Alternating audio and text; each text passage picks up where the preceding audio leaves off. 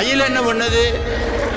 எப்போ பார்த்தாலும் ஏன் எல்லாத்துக்கும் ஒரு ஆசை, இவ்வளோ வாகனம் இருக்கும்போது ஏன் முருகன் மயில் மேலே ஏறி வரான் அப்படின்னா, மயில் நம்மகிட்ட பதில் சொல்லுது.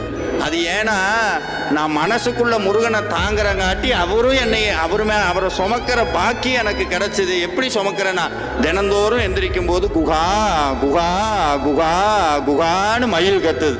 அதனால ரெண்டு சத்தியத்தை வேலும் மயிலும் சேவலும் சொல்லுது. என்னன்னா, ஒவ்வொரு தடவையும் அரோகரா சொல்றத மறக்காது, எப்போதும் முருகா முருகான்னு சொல்லு.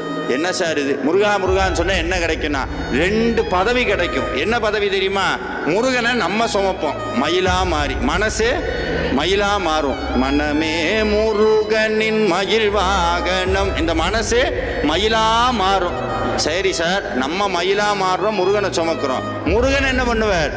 அடுத்து நம்மளை சுமப்பார் சேவர் கொடியா மாறி.